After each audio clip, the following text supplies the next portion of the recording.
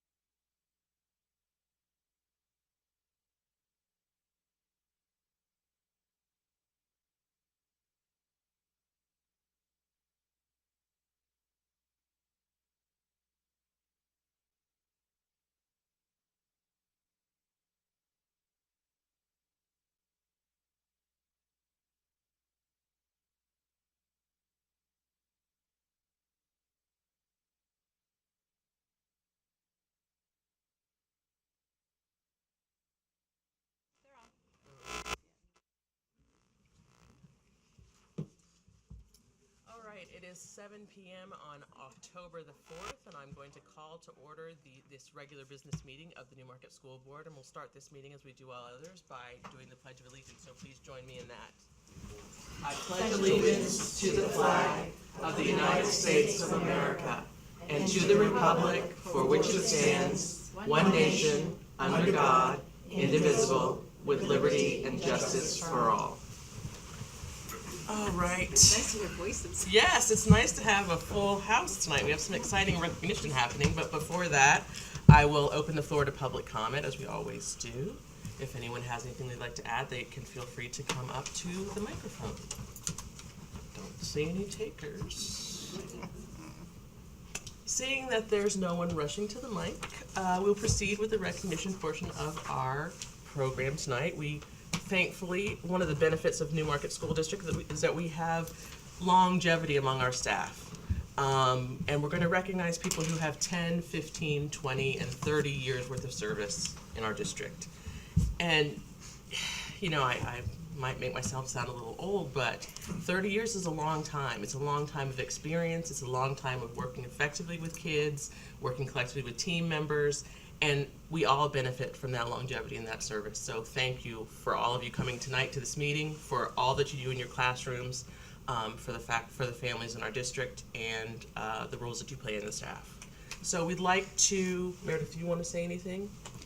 Well, I can only echo that. Normally we get to do this recognition at our beginning of the year, whole staff gathering, and this year, because of construction, we didn't have that same opportunity, so we wanted the opportunity to do it in a public way, to just, again, express our appreciation for the great service that you all bring to our students and the commitment that you show to them on a daily basis. So.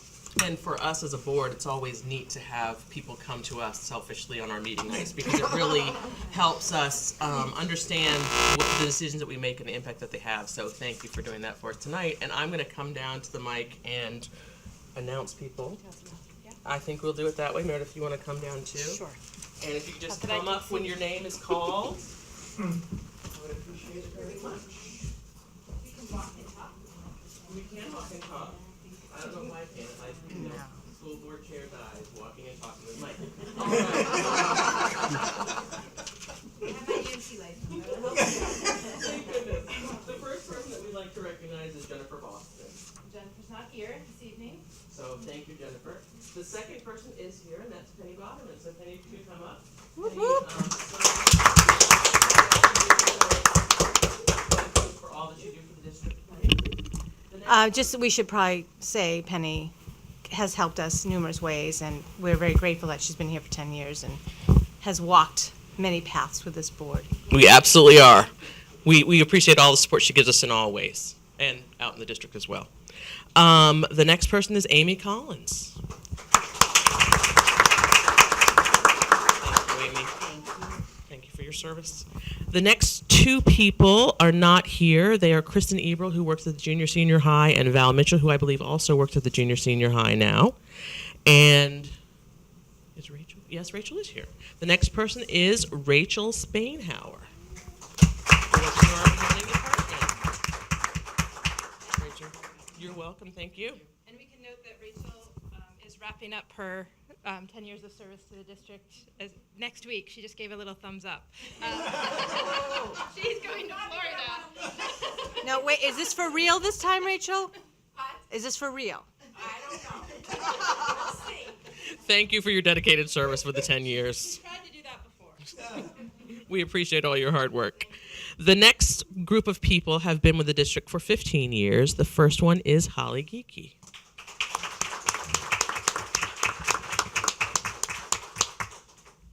Congratulations, Holly. Thank you so much. Lisa O'Brien is our next recipient. Thank you, Lisa, for everything. And yes, we welcome anyone under the age of 10 to come to meetings too. It adds a certain special flair, so we appreciate that. And the last person in the 15-year category is Susan Raymond. Susan, thank you for everything. As we move into our 20-year category, the first person is Deborah Boatwright. She's not here with us this evening, sorry. And the next person is at the high school doing that, which is Kristen Kiefaber, physics teacher and math teacher. The next person is Melissa Manning. Melissa, thank you. And after that, we have Carol Podier.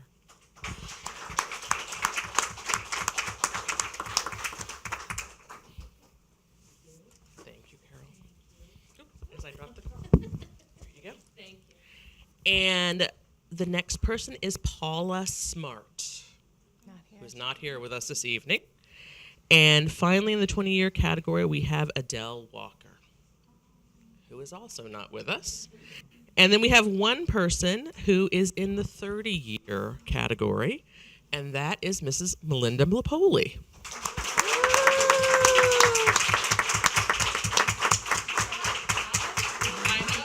She brought a crowd with her, so I want to give her the opportunity to just introduce them. And Oh, boy. is there anything you want to say? The microphone is yours. You know, it's so funny. I kidded Melissa Manning. I said, hey, you got your speech ready? She said, no. I was like, no, you don't need a speech. Well, I want to introduce my family. They're really proud of me, I'm sure. That's why they came tonight. My son-in-law, Jeremy. My daughter, Kaylee. My husband, Chris. My other daughter, Amy. Alicia's my other daughter. And Mila's my granddaughter. Yay!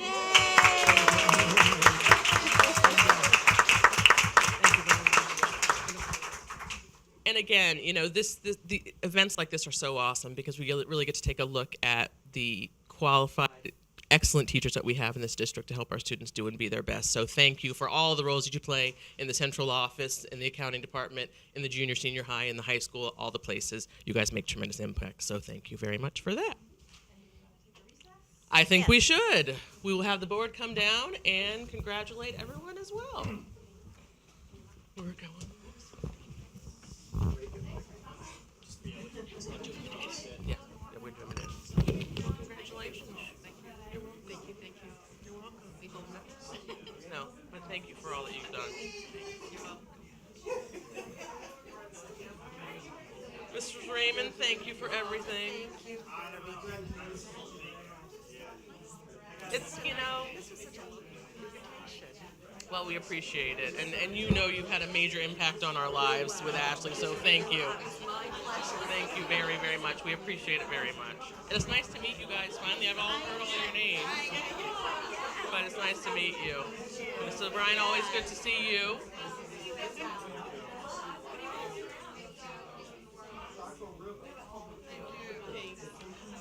Now, are you in third grade?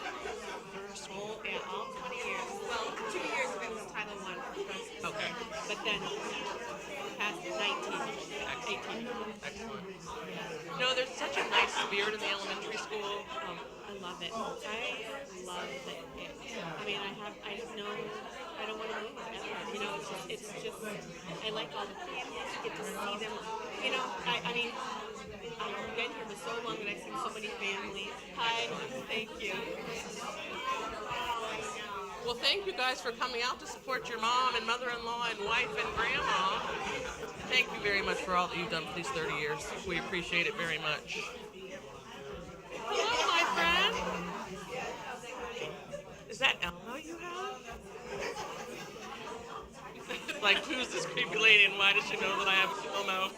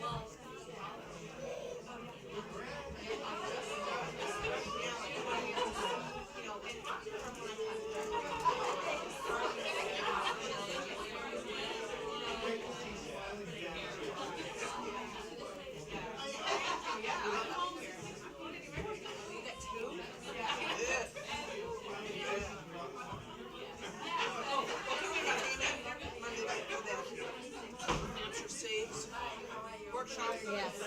It was really good. But a lot of my neighborhood hasn't done it. I've saved 150 gallons. Easy. Our house is all 5-star rated, so people don't know. Yeah.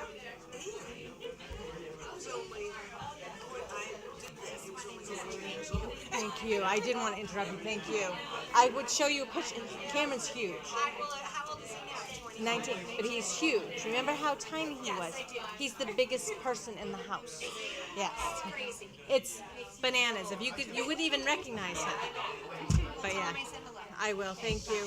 Take care. And when I did 40 years ago, CFLs were 20 cents a piece, 25 cents a piece. No, these are 25 cents, 50 cents a piece. I know. You should have had me pick you up. Well, no, then you couldn't get in the Okay. car. Probably not. I would have taken Perry's car. There we go. Yeah. Okay. All right, we have another piece of recognition tonight, and which is always exciting. I love these meetings when people come and we get to celebrate things. It makes me happy. Anyway, Meredith, if you'd like to begin this one, I would. Sure. So I Pass the told baton. you in August and early September about the work that our IT department did over the summer in our conversions of buildings and our implementation of one-to-one in grades 5 through 12.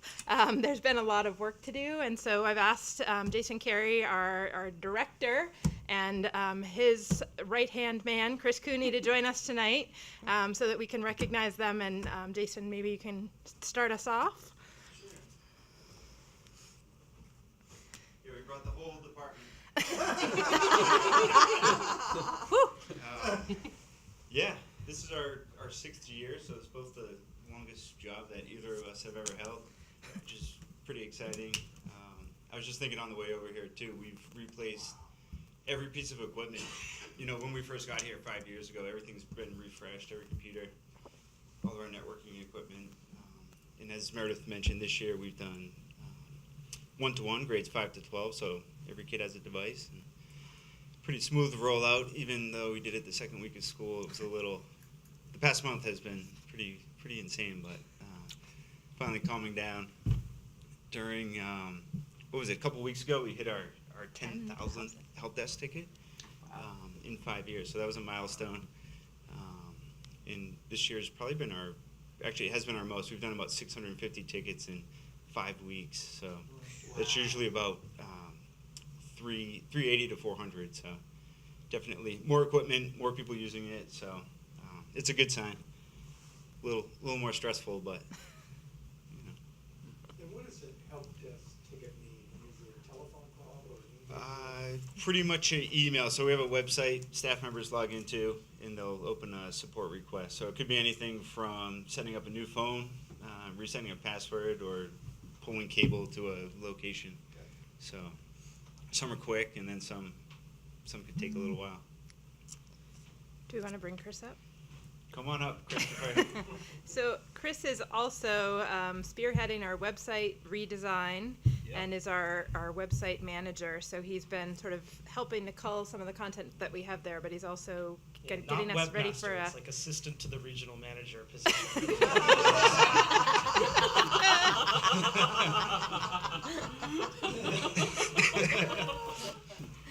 It's working for you. It is. Yeah.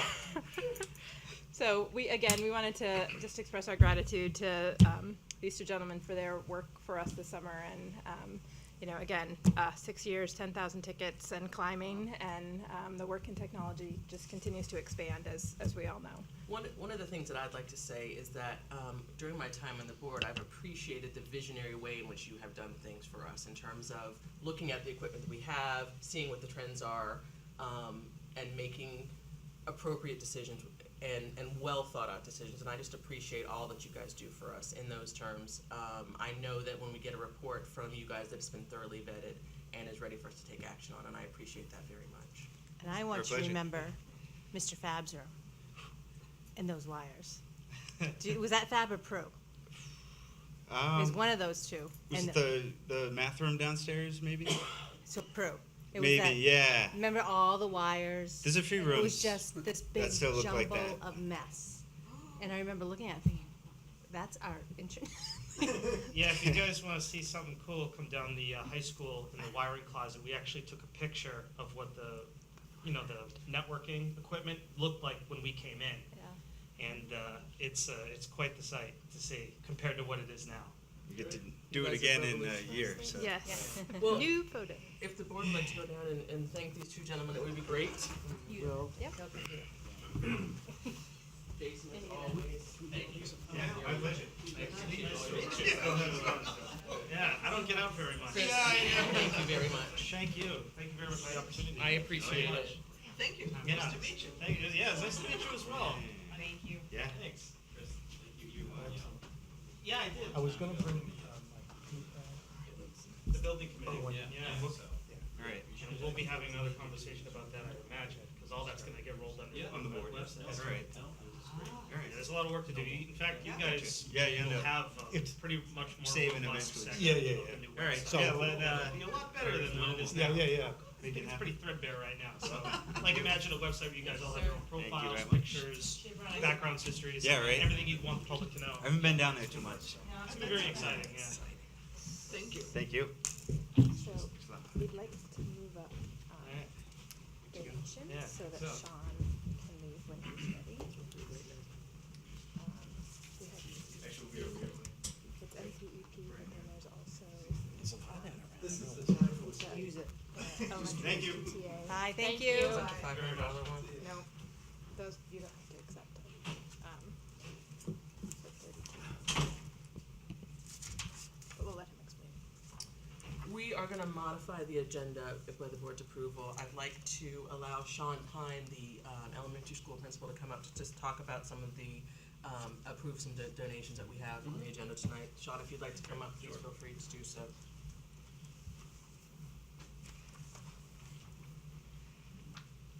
Good evening. How are you?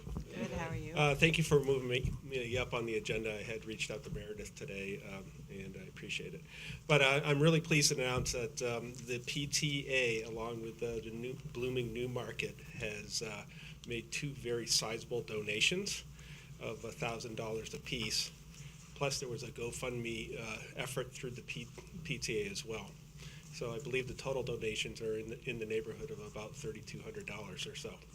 So these donations are going to be set aside for the purchasing of 3 tower gardens, and I don't have a picture for you, unfortunately. But tower gardens, they're about 8 feet tall, and I believe they're about 24 inches across. And they are gardens that can be put into the classroom setting, and they kind of work on the hydroponic idea.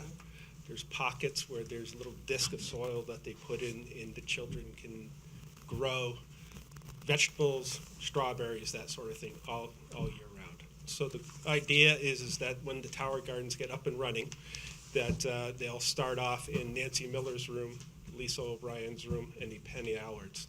Those are the people that have been spearheading our gardening efforts after school program, and seeing how the and the gardens are kind of sidetracked for a year, which we'll get them back. But this is also a great opportunity for the children to garden within a confined area. It's a wonderful opportunity to tie in a lot of science and math curriculum into it as well.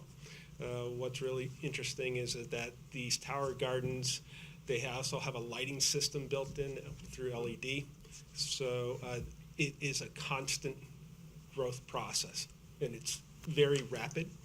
The idea is that once we grow things like lettuce and fruit and that sort of thing, that we can have the kids try it, because we all know if you plant something when you're smaller in the garden and it grows, you're more apt to try new things. Also to take some of that produce and use it down in the cafeteria as well. So pretty excited about it. I just wanted to acknowledge, that it was a great effort by the PTA and Blooming Newmarket, and we're looking forward to showing you the end results in probably 8 weeks, 9 weeks after we get it up and running. Even just for snacks, like as I was reading it, I was just thinking they could, for snacks, they have strawberries. They can make a strawberry poppy seed salad. There's just things that normally you wouldn't try. And Right. I have some friends that have a tower garden. Their kids will just go over and pick a leaf off and chew it. And it's like a snack. Instead of having a bowl of chips, you have a fresh vegetable garden next to it. One thing, this whole thing, with Blooming Newmarket donating also, along with NCEP, who we'll talk about in a minute, it's Newmarket coming together to help us do things. And it's always neat to see collaborative efforts among the town to help us do what we like to do. So. Yeah, it was brought forward by Allison Burns at the beginning of, towards the end of last PTA sessions, I believe May or June meeting. So they really took the ball and went with it. So I give both those organizations total credit for getting this to us, and we're pleased to see it. The idea is after they are in one set of rooms, we'll flip them out and bring them to a next set of rooms because they're that portable. Excellent. Yeah. Question. 5 of our high school students are in the Animal and Plant Sciences program down at SST. Are they doing anything with you? We have not tapped them, but that's a good suggestion. Thank you. Yep. Great. Thank you, Sean. Thank you. Appreciate it. Yep. Along those lines, and in our packet, Night, Sean. Thank you, Sean. Thanks, Sean. We have a $2,190.62 total donation from NCEP for an archery program at NES, for gym, some beanbag chairs for the 6th grade language arts, and background checks for Wildcat Youth Mentors. So I seek a motion, and there's going to be a subsequent grant given, but we don't know what that is at this point. So I seek a motion to accept the $3,200 from the PTA Blooming Newmarket for the Tower Gardens, and $2,190.62 from NCEP for the items that I listed before. so moved. I have a motion from Ms. Alberg and a second from Ms. McKinney to accept those donations. Any discussion? Thank you very much. Thank you, it's amazing. No, it's and always I love when NECP. Yeah, when that whole, seeing the town come together in this way is always neat, so thank you for those. Hearing nothing else, we'll move to the vote. All those in favor of accepting those Donations. Donations, oh my goodness. Say Donate. aye. Aye. Approved. All right, getting back on the agenda, Meredith, would you like to begin with your report? So I can Sure. So gather I will some? just note that Caitlin Temple is not able to be with us, and unfortunately, I just found out about 10 minutes ago. So I'm going to try to fill in some calendar things as I walk along, but I'll start with my report. Let's see. So last week, I think, 18 of our educators went to see Angela Duckworth speak at Sports with Music Hall. She writes about character. Specifically, her book is about grit, passion, and perseverance. So it was a great just PD evening opportunity for some discussion, and everybody came home with a book to read, which was great. So appreciated that opportunity, and I think it's work that sort of speaks to that social emotional learning piece that we do for our students, and growing those skills that predict future success, and grit is one of those. We also signed today a district partnership with First Robotics, and I want to thank our elementary coaches, Laura Bascom and Ann Kochi, for the first Lego League team, and Eric Lindquist and Renee Wheaton at the junior senior high school, who are coaching our First Robotics team this year. They hope to expand to a Lego League junior teams next year, probably during the day, some work as part of Laura's curriculum. But through our partnership, we'll gain some resources, access to grants, some corporate sponsorships, some partners to come and help our coaches with some of the tools and strategies, so that's exciting for us. Tomorrow is a professional development day, so it is a half day for students, and our teachers will be busy working on a variety of tasks. Let's see, we signed, and I should have mentioned this while Jason and Chris were here, but we just sent home, I believe it's gone home, a letter to parents of our junior senior high school students, information about Gaggle Speak Up, which is an anonymous reporting tool for our students to use. If they want to report concerns about safety, weapons, violence, bullying, worries about a student peer who might be, threatening self-harm. So that tool we think will pay for itself in any one report, but it's an anonymous tool for students, and the information, depending on what's received, is reported directly to administrators, or in some cases, emergency services. Who does it go to? Like Administrators or emergency services, depending on the nature of. So they receive the Gaggle report. Yes. So Gaggle's a entity that this all goes through? Yep. It's part of Google, isn't it? Yes. We had Gaggle in our school system. If somebody wants to understand how it works, is that the information that Jason sent home to parents? Yes. It came home from junior senior, or I believe it was sent home from the junior senior high. If not, it should be forthcoming imminently, because it was all printed and signed. Oh, okay. So So who determines who the issue is directed to? the Gaggle Speak Up folks send them to the people that the district has designated as receiving those reports. So if it's, I'm being bullied, we've directed them, send it to. School administration. Gotcha. Yeah. Gotcha, okay. Yeah. And And our that's the IT sort of thing department gets a that's- flag. We already have that tool on place and filtering all of our Google tools, so the whole G Suite, but this is an anonymous reporting tool for students. So this is a student saying, I have a concern and I want someone to know about it. I don't want to get my friend in trouble, or I'm feeling nervous, but I don't know how to talk to someone about this. So they can then pass that information along anonymously, and it will flag the concern. So no follow-up with the individual, of course, because it's anonymous. Yep. Correct. They get I think just a response that says, we've received your message. So I'm worried about Sam, and that's, gotcha. Yep. That sounds good. Gaggle didn't do that when we were using it. No, so this is an additional piece. Gaggle itself does flag those things sent through our G Suite. So if a student, sent an email to a friend that threatened self-harm, those things get flagged already. But this, again, is another layer beyond that. So students can be empowered to share the concerns that they have. And if, I'm just, what am I trying to ask? The ability of a person to go to administration and say, I'm worried about Joe versus anonymous. Does the anonymous opportunity tend to be easier to use for that person? And as effective or not? Well, I think every individual is different, right? Some people are much more confident and comfortable in speaking up about things. Others are a little more reserved, or they might be more anxious about how to share that message. You know, we certainly want to encourage, whenever possible, face-to-face conversation, Right. because we think that is the healthiest way for our communities, Right. and for our children to grow and thrive. But at the same time, we don't want people who are not sure if they, if this is a concern they should really have, or they don't know how to say it and they're worried they might get someone in trouble, to feel that they have a mechanism for speaking up. Our late start committee will be having its first meeting, I believe, October 17th. Lost my calendar here. And I want to again thank Shayna Thorell for spearheading that. We have several parents, including Rob Geyer, Jen Weaselquist, Katana Conley, and Marty Smith.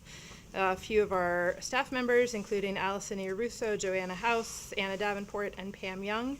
And then Debbie Ruffo is serving as an administrative representative to that group. So they'll be hopefully reporting back to you in the not too distant future about their recommendations.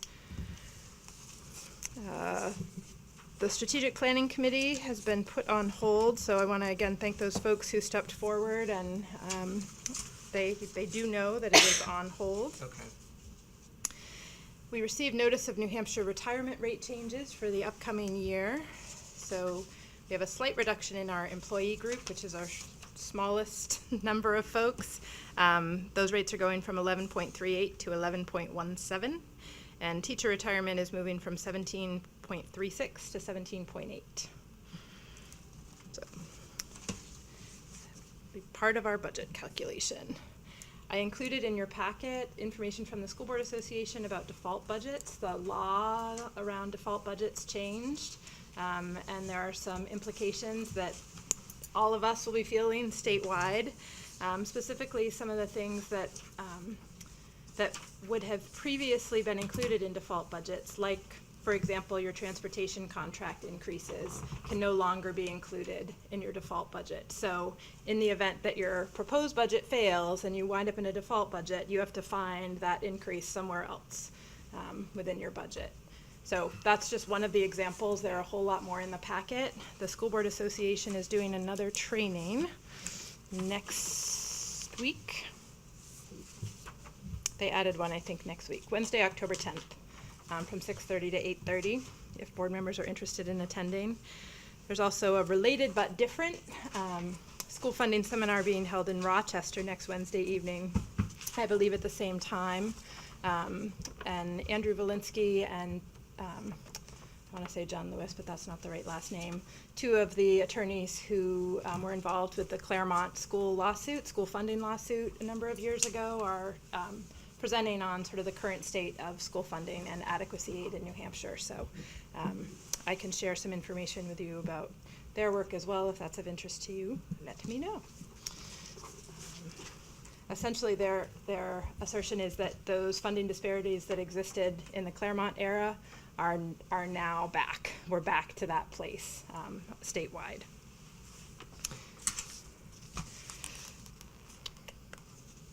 Next on my list. Donations. And Joanne is here, so I may, if she wants to, she's welcome to speak. And if she doesn't, that's okay too. But I can name a few of the others while she's contemplating that. We received $200 from Loco Sports to the elementary school for the annual cross-country pizza party, which we appreciate. We also received $500 from the Exeter Running Club for the junior-senior high school cross-country team. And Joanne, would you like me to, you want to come up? I'm sorry. The Exeter Running Club is a really cool group for any runners, and they gather over by the head of the rail trail. I think it's every Wednesday night at 6, and they do a run. They're a good group. They were actually following the whole group from the building process and the bond, and they came up to me because they after their run they enjoy a cool drink, and they came up and said that they were following the whole thing. It was interesting, and they were happy for the town. So. One of my new parents in my classroom owns her own company, and I'm going to butcher the name. I don't, Future. Yep, Foundations for Future. Foundations for Future. It's a reading incentive, reading style program. And every year she chooses a couple projects on Donors Choose. And this year she was getting ready to choose some, and her husband said, your child's going to kindergarten. So she went, hey, Miss Lazarus. And I said, yes, I would love. And so after looking around and getting a budget from her, she was very generous and bought brand new, fabulously beautiful book bins for my book look nook. And the bins that I had been using, I've been collecting from the dollar store over the last 20 years. So they're multiple colors and drab and breaking, and so it's just this beautiful, bright area now, and the kids are just like, book look! And I'm like, yes, go! So it was very generous of her, and it really has made a huge difference in the classroom. So her name is Kimberly Hollick, and yeah, she's been great. That's So awesome. Yeah. it was very Thank nice. you. Thank Coming you. and sharing that with us. And let's see, homecoming is over now. I know there were disappointments in the lip sync competition, but a good time was had by all. Our open house at the senior high school And the is disappointment tonight. was the juniors lost their microphone. Like the system blew out. Oh. So they never get to finish all that work that goes into it. Yeah. So devastating is probably a better word, right? See? If they would like to perform at a There's still future some. school board meeting. Yes, That's they true, can too. come The Just floor this is microphone open. work. anytime. Sorry about that. Open house at the junior high was last night, at the senior high school is tonight, so that's where those teachers were who weren't able to be here for recognition tonight. And coming up, no school on Monday, early release tomorrow. And I think that's it for big happenings before our next meeting. All right, moving along, the next thing is committee reports, and I will start that off by saying that I attended the professional development meeting on Tuesday, as I normally do, and the group worked together to plan the PD, to reconfirm the details for professional development this Friday. I appreciate working with that team from both schools and administration to really do what's best for those valuable professional development hours. So thank you for the opportunity for allowing me to serve on that. Any other committee reports from anyone? Go ahead. Well, the facilities committee met, I think it was last week of the week, I'm losing track now, or within the last 2 weeks, and there's nothing substantially new to report. The project's still on time and it's on budget. We're gonna meet again as a building committee on the 20th. We'll be considering some ad alternates at that meeting as well. But those are televised and the public's welcome to come as well. And we encourage you to keep in tune, and if you notice any issues or have any concerns, and by all means let us know and we'll try to answer your questions. Mike, I had a thought after the last meeting. We were talking about the $150,000 for the courtyard piece. Mm-hmm. And, I completely agree that it is not well advised for us to spend that money now because we don't know what else we're gonna find. But I don't know if it would be, and I don't know if this is even, if it's too late to even do this, but have we thought about any fundraising efforts or anything?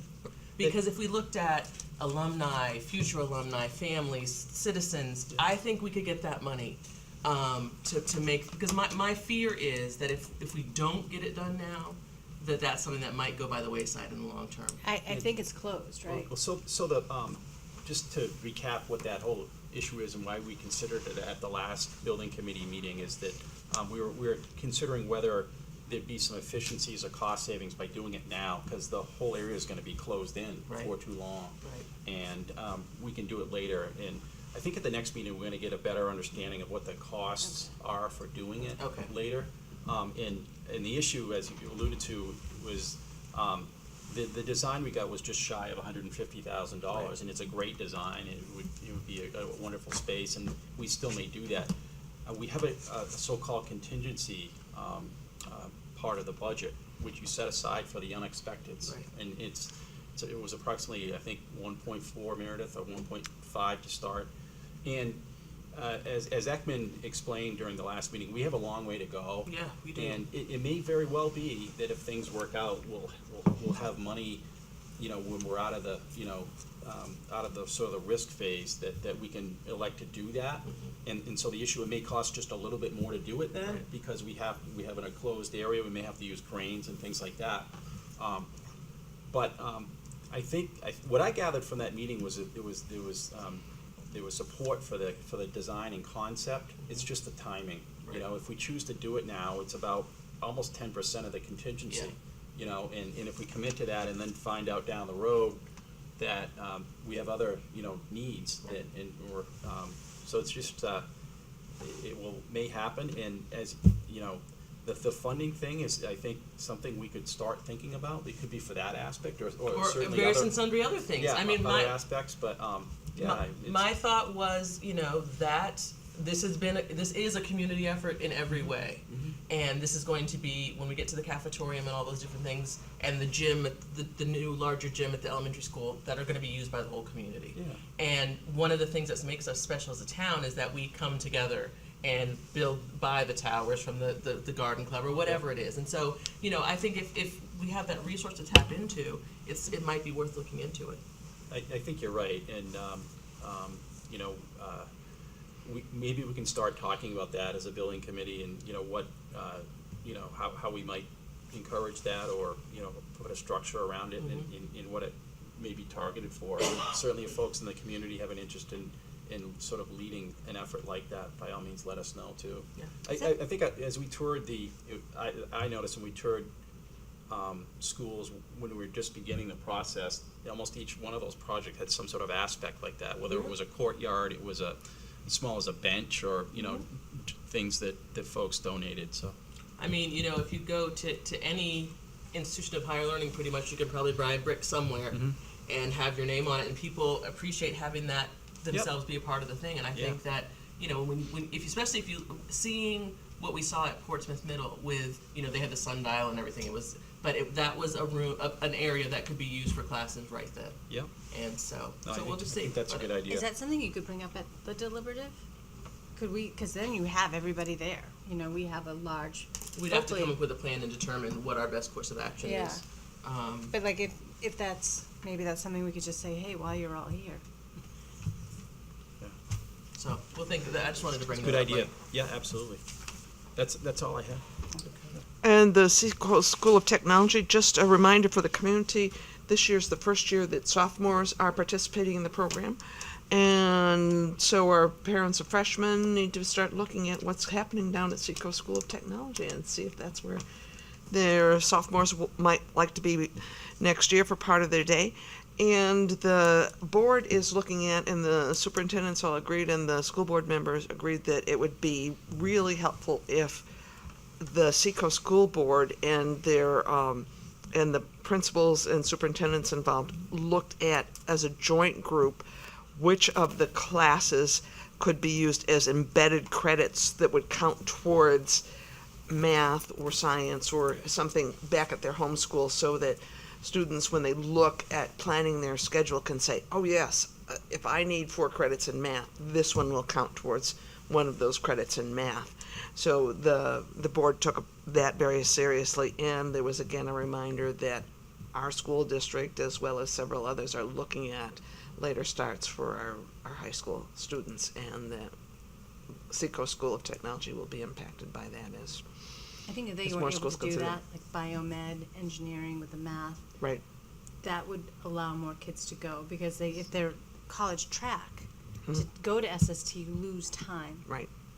and a lot don't go because of that. And there are a number of courses there that are offered as dual enrollment where they get college credit for it. Right, the So- culinary arts is, you walk away with 9 credits. So there are lots of things that parents We if already they- do offer some credits. The Mhm. issue is really trying to look at standardizing that across the sending Across schools. all of the Because schools. some schools will accept biotechnology for math or science credit, other schools say no, or will accept it for Yeah. half a credit, and that's just confusing to students, and it's a lot for the SST staff to manage. Right. At a time when the competencies required for graduation are pretty similar statewide, Right. with some local exceptions. CIP met and has finished the CIP. I think it's my 7th year on it, and I can tell you it went smoother than it ever has before. And the reason for, one of the reasons for it is now that we have a facilities director, he had the opportunity to pull all the pieces together and look at all of our facilities in a really comprehensive way. So it was much less active than it has been in the past. One of the items that came up from discussion, which you might be interested in, is as the town and the school present their CIPs, their capital improvement programs, in areas like safety, security, air quality. The CIP committee had quite a discussion about how do we make sure, where does it come together that we recognize the need for security is, and I'm making this up, security is greater in the school than it is in the town, yet the town comes forward with a security plan and the school doesn't. Or they both do, but we can only accept one as a priority. So it's an interesting thing, and the CIP committee was a little bit cautious to get into it because it was a new subject for them. And a couple of the examples that I've seen come up over the year were just the ones I just mentioned. Security. About 3 years ago, the town put forward a significant CIP request for security in this building, and it was not the building that was most in need of security. Our schools were. So the superintendent and the town administrator and the boards, I think, need to weigh in on whether they think that's important or not. If it is, then we should integrate it into our process. I think people, and I won't speak for all of them, felt that that was something that certainly should be recognized. Another example is the town put in this year for a generator. We need one at the school. We've got 1,000 people there, and we've got 60 here. And I know it's in our alternatives, but how do we weigh those things? How do we as a community raise our hand and say, hey, let's balance it? So it's just an interesting, now that our community is a community, it was just an interesting discussion at the CIP. I think that's the first sort of fruit of the paradigm shift of sharing things. It really, really is. And you know, some of the people felt, well, that's not really our job as a CIP. And the question was, if it isn't our job, maybe it isn't, where should it come together if it should? And I don't know the answer. And it might be with the board, but I think having that mindset is a good first step. I do too. Yeah. Any other committee? And by the way, the CIP has a significant increase this year, requests over last year, primarily due to the facilities element.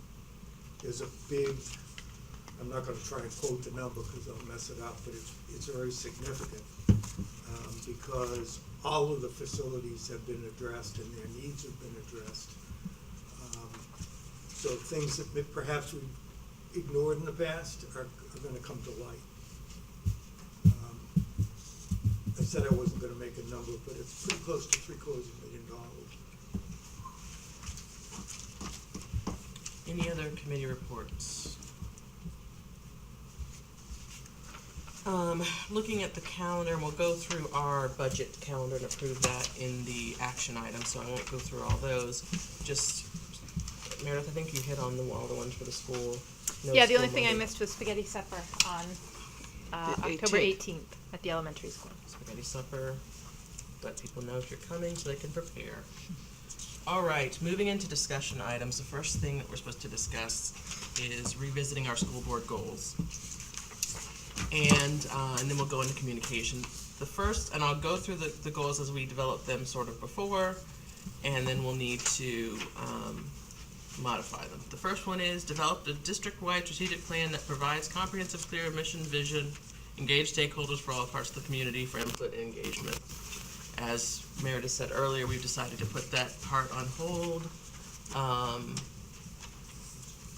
is there something we'd like to do with the streets plan in this year, or do we want to table it completely until next year? Are you referring to a document or are these just your notes? They were my notes, Okay. and I forgot to get them out.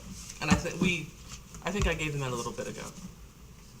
And if you guys want to, did you guys have a chance to think about communication aspects? Has anyone thought before we even get to that part?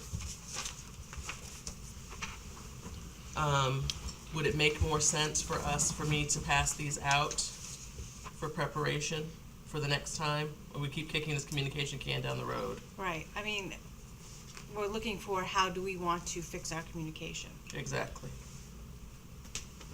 Or what concrete guidelines are we looking for that?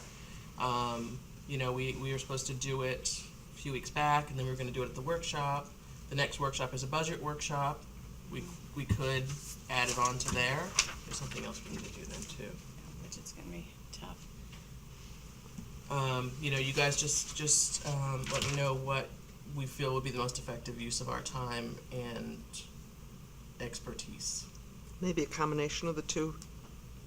Ask for it in advance so that we have come with our thoughts, but put it on the agenda so that we stay on task, stay on it instead Okay, of I moving it will. on. I will Is do that again. I will. What I'll do is, I'm saying again now, we're going to discuss it, assuming that we have time after the workshop for the budget.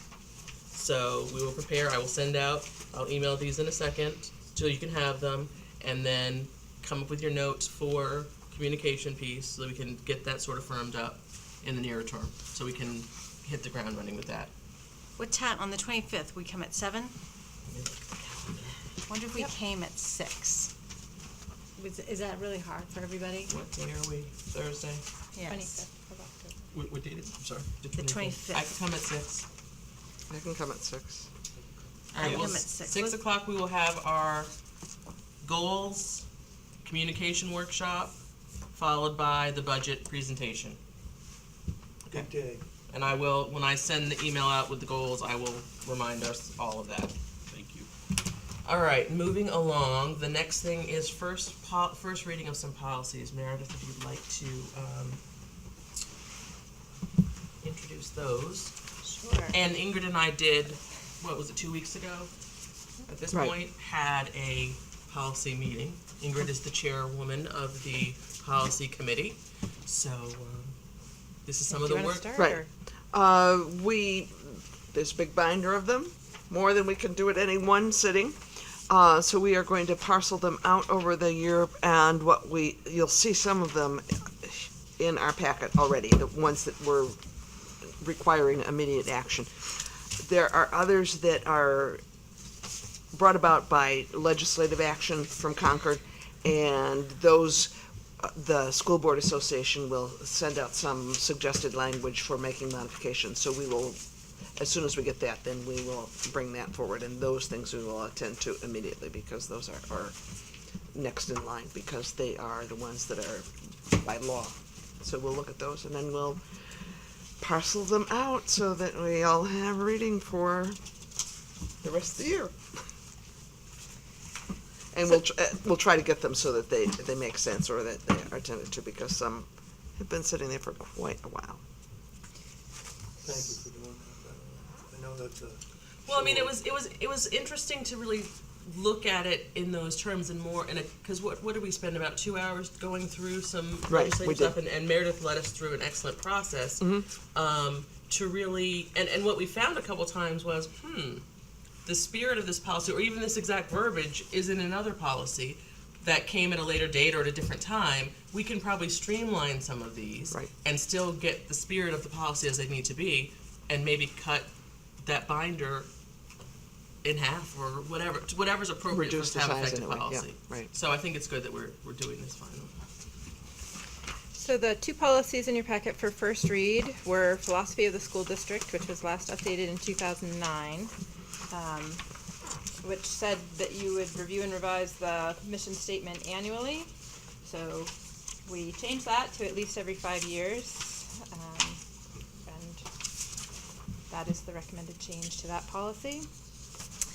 Policy BEDG on minutes, we reviewed. There are no changes recommended to that policy, but we reviewed it because there were some legislative changes that required specific pieces be kept with respect to minutes, i.e. records of how people voted at the meeting, essentially, and who was present during sessions. So we reviewed that. No changes are required to that policy, so that is in there under review. That is it for first reads. Excellent, thank you. So we used to read the mission statement at the beginning of every meeting, We're supposed to. right? And our old chair didn't want to do that anymore. I have no problem with doing it if you guys I would want like to, to do it actually, it. It sets the tone, I think. I agree. Then I will start that next time. I think that would start reminding us again why we're here. It's the top of our agenda right there. E- Every time. No, I definitely will.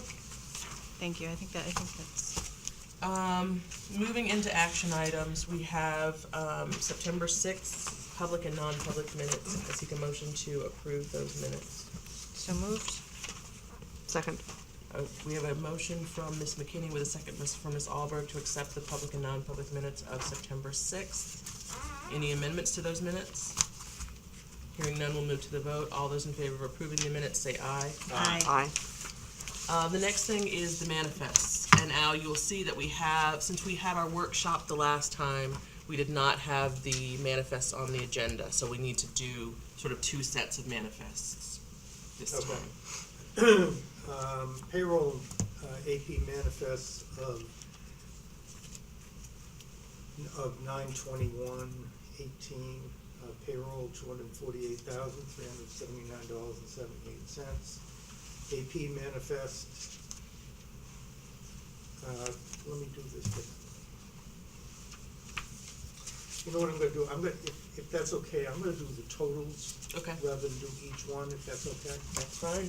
So the total payroll manifest of 9/21/10/5/18 is $505,746.26. The total accounts payable manifests of 9/14/9/21, 9/28, and 10/5 are $788,044.18. The bond payable manifest for 9/14 and 9/28 is $2,335,489.91. The total of all manifests,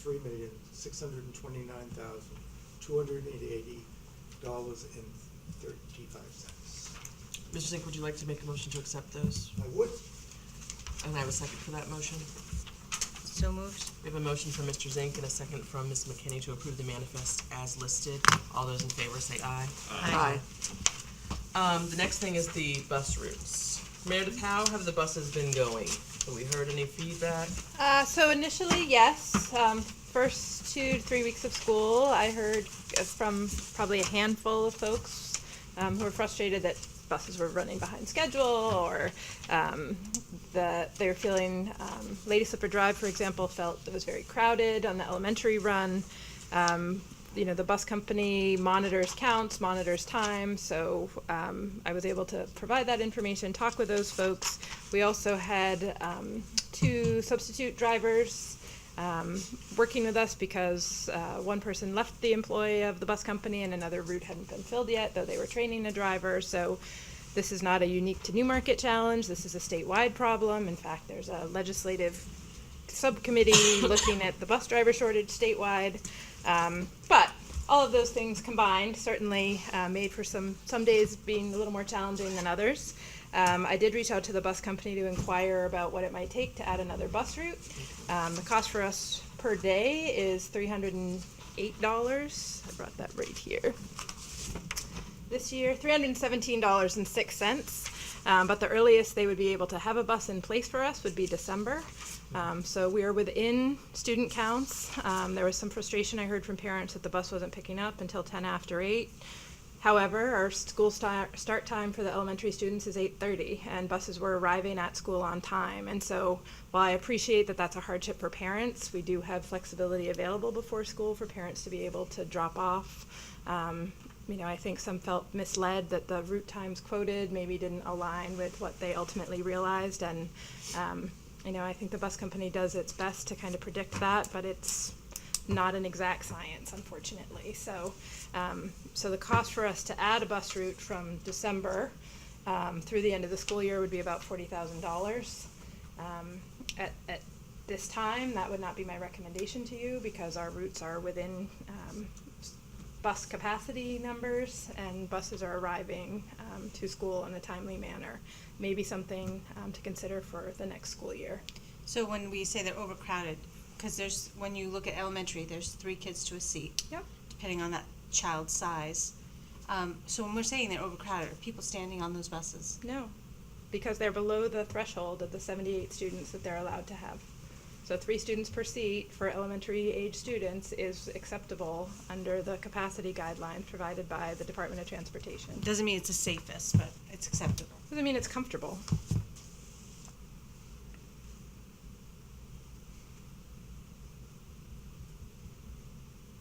So the route changes presented are relatively minor in that there are a couple of stops from one street address down the road to another street address just around visibility or students, population had shifted slightly, but there were no substantive changes to the route from those routes that you approved in August. I mean, I guess, you know, I know that the fiscal piece is a large one, but I think maybe we should just keep our eyes on it for the next, you know, short term for this next couple of months to see how things go as things get more fleshed out and people get more used to the routes. So we can then determine what the best course of action is, safety-wise and everything else. I would think that would be the best course of action at this point. But safety-wise, The buses can't operate if they're beyond capacity. They have to turn away students and they would have to send the bus back out to pick them up. So I So feel that's very not- confident that First Student is not putting our students in that position. Yeah. At the same time, it is true that we have some buses that are arriving pretty close to full, particularly in the morning. So we'll just revisit that later on. And, you know, from my perspective, I think if they're arriving close to full but not over capacity, I guess my simple question is what's wrong with that? I mean, isn't that kind of where you want to be? We do, because we used to have empty buses, you Yeah. know, like all the parents were driving, so now we're looking at, and we're watching this town grow. I mean, We're watching in- homes fill up. And I understand from Meredith that they're getting to school on time as well. I mean, the times have changed a little bit, so, I guess And I'm I not think- seeing I don't see an issue. Then you need to ride the bus.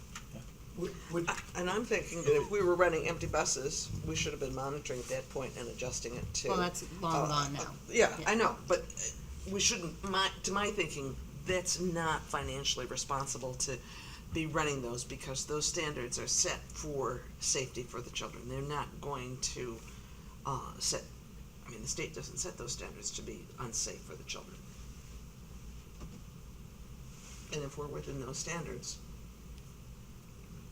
3 kids to a bus seat. So when you have three of us But sitting that's on a what bus, absolutely. But what my point is, if you have a really crowded bus, that sometimes it's probably not as safe as you want it to be, and I think that parents are verbalizing that. Mhm. I mean, obviously, if we said to Right. them, we're gonna, jack up our budget by another 40,000. It's part of the change, right? It's not as easy to get to the schools with all the construction. We just have to deal with it, but I think it's great that it's being taken care of, that we're noticing it. Right. We've noticed it. It's been spoken about. We'll just keep an eye on it, and obviously Right. that's being done. and if we're monitoring that and monitoring how it adjusts out, that's what I think we should be doing.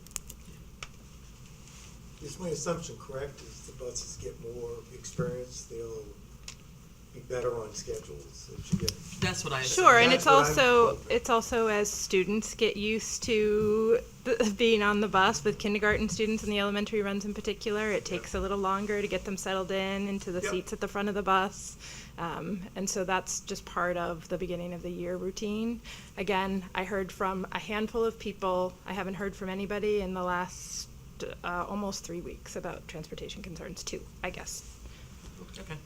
Thank you for that, Meredith, for that update. All right, I seek a motion to approve the updated bus routes. So moved. Second. We have a motion from Mr. Zink and a second from Mr. Kennison to approve the updated bus routes. Any further discussion on that? Hearing none, we move to the vote. All those in favor of approving the routes say aye. Aye. Aye. Routes approved. If you look in your packet, we have the calendar for the budget and the budget guidelines. If I can find them. Yeah, they're on the reverse. Staff conduct. No, Immediately after bus routes. I must have pulled it up. No, I don't know. Where is it? Immediately after the last page of bus I did routes. pull it out. Okay, so if we look at this, you know, and I saw Erica in the office last week and thanked her for coming last time for the special education workshop, because I think we all learned a bit about that.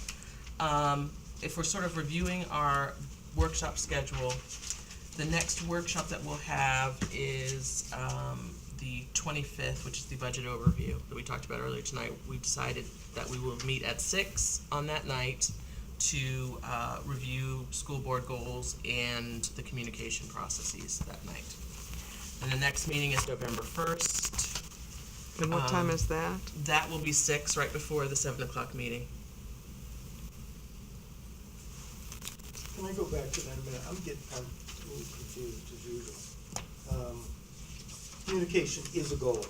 Communication is a goal, and then we talked about brainstorming some ways to make that goal, some concrete goals within that goal, objectives to make that goal come to light, to improve the communication process. And are we doing that with the other goals too?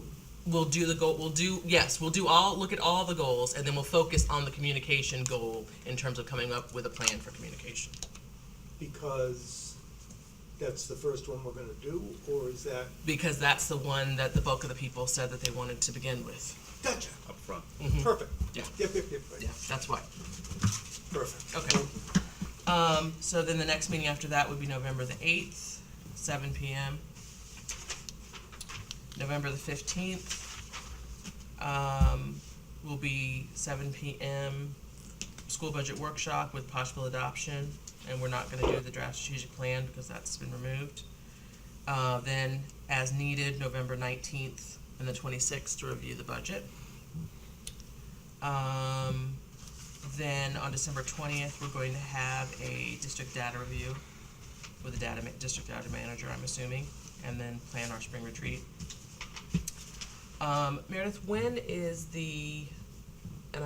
it's in December, but when is the board presentation to the budget committee? Has not yet been established. The budget committee has not yet set their calendar, And but that's it's usually the early first December. week of December? Yeah. So we'd want to plan for as many of us to be able to go to that as well.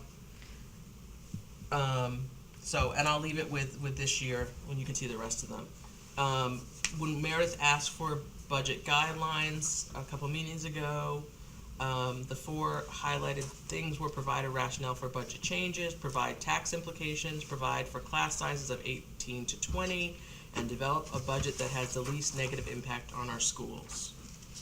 Are there any thoughts about those guidelines or the schedule that's presented? I have a question on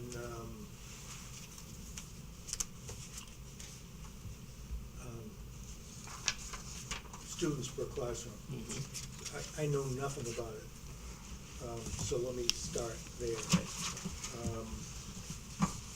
I mean, like 0. So for me to support a number without understanding the background would be tough, because I don't know what it is now. I don't know if it varies by subject. I mean, it's science. Yeah, age and. You know, all that subject. stuff. It seems to me that there's gotta be a whole hunk of variables in there. I think where that came from, Al, was during the last budget cycle, we were talking about 5 kindergartens or, modifying different things at the junior, senior high school, and there were concerns about class sizes. What we discovered at that point was that there was not an official class size policy that says, K through 3, K through 2 are gonna be no larger than this. Right. And a science class with, chemistry where there's Bunsen burners and stuff is not gonna be larger than that. Right. We have not done that yet. And so when the guidelines were coming up, one of the board members said that he he or she would not like to have class sizes larger than 18 to 20. So, There are guidelines that are out there depending from The DOE. from multiple different sources. Like when I was teaching early childhood, we worked on the National Association for the Education of the Young Child standards, which said you should have one adult for every child in the classroom who was under age 5, which meant that we had 18 in my classroom with me and one assistant, and we could take 2 emergency placements, and that was it, because that would put us at 20, which was 10 per adult. But there are, just like we had the state standards for the size Yeah, of the junior high rooms, there are standards out there that we can look at and somebody can. I mean, Al, even when you guys were looking Explain. at the whole building piece, Right. it was when we were looking through different classes. You know, a music room in the state of New Hampshire should fit 60 kids. So when we were building the music room, we wanted to make sure that the music room could fit 60 kids. right. We may not have 60 kids, but the standard, whatever it is for that specific thing, is a certain number, and we have to make sure that we fall within those And guidelines. some of our old rooms are only made for 14 or 15 students. Like, remember, it's a small, old building, so standards have changed over the years, but you still can only fit so many desks in there safely. So that's part of my reason, is safety as well. Yeah, and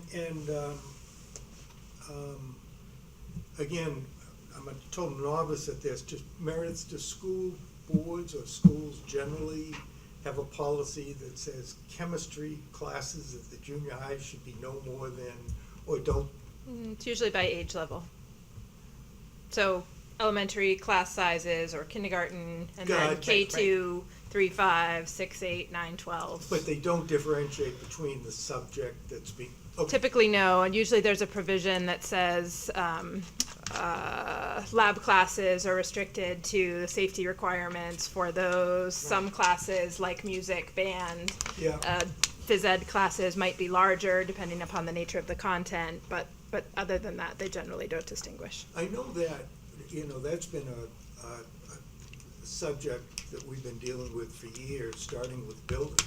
I mean, we really, I think, did a pretty good job. My question is there a point now where the board or Meredith or where we should just get that done? And I mean, is it hard? Is it inappropriate? Create a policy for classes. Yeah, say a junior high classroom, whatever you said age, right, Meredith? 13-year-old typical classroom at Newmarket is 18 kids, or whatever it is. I would I think ask, that would stop a lot of I will tell you, here's the problem if you do set that policy. So 6th grade has 14 kids in a class. Yeah, But when they get to the 7th grade and they're required to have, this is all made up numbers, Yeah. 20. So then we're going to condense, but because we only have 14, you could lose a teacher. So this year we don't need that 7th grade teacher out, right? You don't need that 7th grade teacher, that teacher's gone. Then you have to go through the higher, it sets. well, except let me say, if the next year the class is gonna be, you wouldn't do that. I mean, this is not a. But so say you have the bubble classes, right? So easily you could transfer teachers around and everything, but wonder if you can't. And you're losing a vital teacher because you have set that policy. what I have seen I hear is you. that you adjust especially once you hit 6th grade, where you have the children rotating from one class to another, you shift the teaching load amongst the teachers.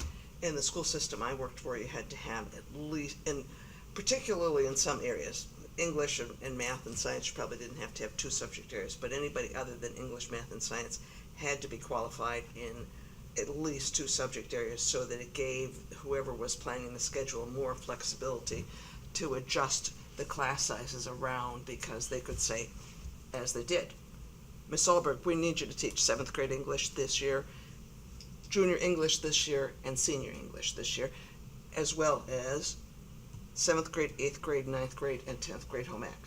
My concern is that we'd lose teachers. That would be my reason. So I would just add, as we noted at the beginning, like with reading the mission statement or rewriting it annually, the board can waive its policies at any time, and good good governance would suggest to you that reducing a teacher every other year is not good governance. And so, you wouldn't be obligated to do that. You'd be, again, providing some guidance about what the parameters are that you're looking for in class sizes generally, as a general rule. I just think it would settle a lot of people's mind. I guess when my kids were in school, I thought the fewer kids, the better. So I fought to get but I think for parents in the community, it would be nice if the school boards could at least focus in more closely than we currently are. And then, as you say, if there's a bubble where if 18's are, or what our number is, then you just plan for it. You say, oh, we don't want to lose Miss Jones. So. Well, let's put it in something to talk to on a retreat. Like, let's have the information, let's really look into it. And that way we can discuss it and develop a policy if that's something the board wants to do. Yeah. I've added it to the list. I mean, Meredith, do most schools have something like that? Or is this unique?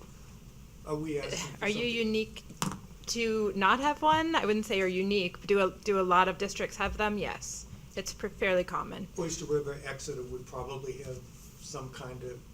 Yeah, I mean, I could certainly pull theirs, Yeah. but most districts Yeah. certainly are saying the state's minimum standards Yeah. are not where we want to be. Right. We want to be below those thresholds of 25 to 30 students in a Exactly. classroom, Right. and they establish that through policy. Yeah, and then people in the administrative group can administer to the direction of the board rather than, and say the reason I'm staffing this way is because your policy is 18, we've got 16 kids, next year we're gonna have 22, and here's how I'm gonna manage it. I think that would be pretty comfortable. I think sometimes it's worthwhile to have the discussion so that not only the board but the community understands what those priorities are Right. and how we come to the decisions that we need on those. Right. For instance, again, with the early childhood, not only did we have those number standards that we had to work by, but if I had a classroom space that was too small, the first thing to go was the teacher desk, because the student bodies were more important than the teacher desk. If I had to be standing up at a podium with my computer on there, because I did have to take my attendance on the computer, that's what I got instead of a desk, Yeah. to give more floor space. Or we'd take out a bookcase, Yep.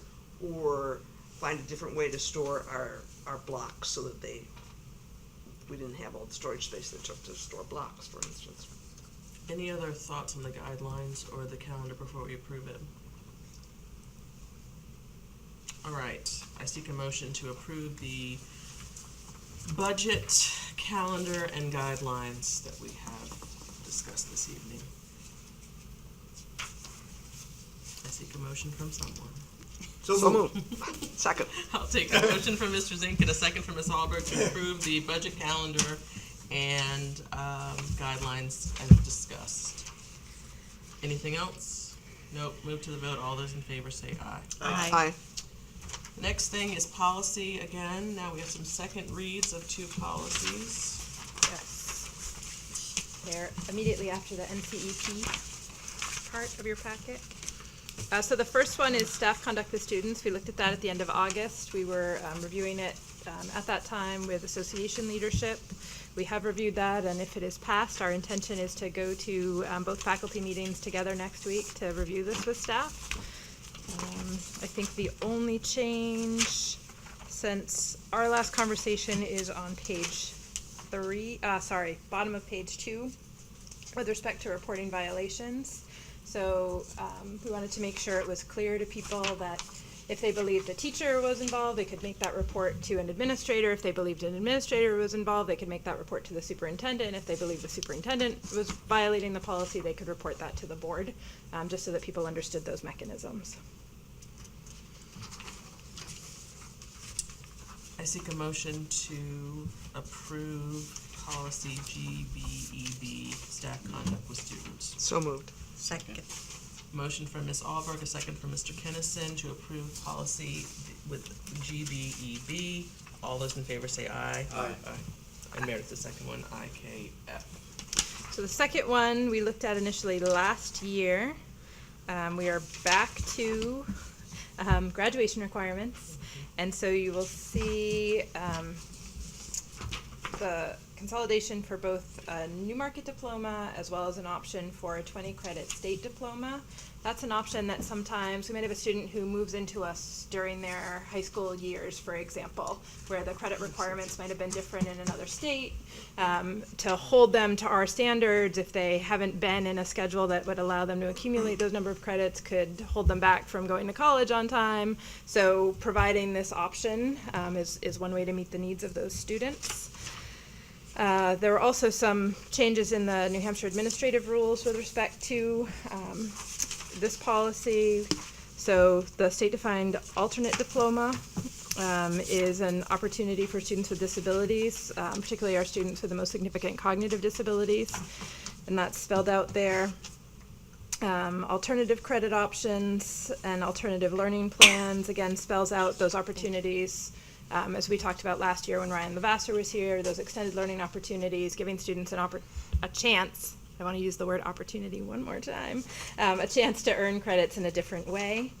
The civics exam was one of the new legislative changes, so not only do students now have to take a civics exam, that was true last year, we now have to, under new legislation, and this may come up in our policy discussions, but we now have to submit the evidence of those passing grades to the state. And then just reiterating the early graduation option for students. So if you accumulate those credits by the end of your junior year or the middle of your senior year and you are ready to graduate because you want to move on to other opportunities, you can do so. You don't have to stay just to be there through. Just mark time.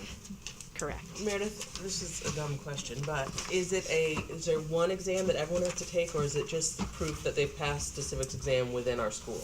So it is proof of the civics exam within our school. Some districts use the citizenship test, and that I know was discussed at the legislature, but that is not the requirement. Okay. It is a local decision. Any questions about this policy? I seek a motion to accept policy the changes to policy IKF. So moved. Second. Motion from Mr. Kennison and a second from Mr. Zink. Move to the vote. All those in favor of approving this policy say aye. Aye. All right. Was there anything that we missed? Any calendar things? No school Monday, half day tomorrow. Hearing nothing, I seek a motion to go into non-public session under RSA 91A3 2A. So moved. I'll second. We have a motion from Mr. Zink and a second from Ms. McKinney to go into non-public session. We will go do a roll call vote, and we're going in at 8:21. Mr. Zink? Aye. Ms. Alberg? Aye. Mr. Kennison? Aye. Ms. McKinney? Aye. Me, we are in. Thank you all for coming. Do you guys need to sign anything? Okay. Selfies. Thanks for